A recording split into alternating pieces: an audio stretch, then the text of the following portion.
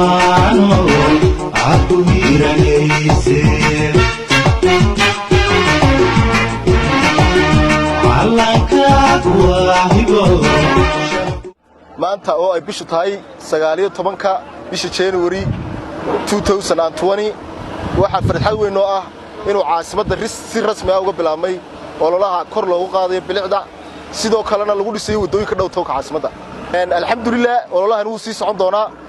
ilaa iyo inta laga dhameystirayna isdaba joog sida uu nagu hogaaminay maayarka caasimaddu ayuu inoogu socon doonaa waxaan halkan uga mahadnaqayaa dhammaan shaqaale weynaha dawladda hoose sanad cusub baynu galnay wax qabad hor la filayaa dadweynaha waxaan ka codsanaynaa inay u hoggaansamaan awaamiirta ka soo baxaysa maamulka caasimadda aad baad mahadsantihiin maalin hore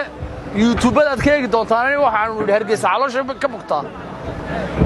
maanta dawadeedii baan helay oo hargeysa way caloosha ka bugtay waan helay waana la bilaabayaa dusheeda iyo inaa ku ciyaar qabadka ku caalamada dawladda hoose diyaar bay u tahay laakiin waxay samayso ka daaya dhibaatada oo dhibaataynina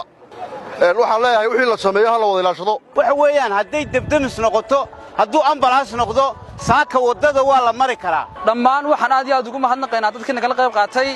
insha Allah ta'ala waxaan rajaynaynaa inaan tan iyo qaar kale ka badan ma samayn doono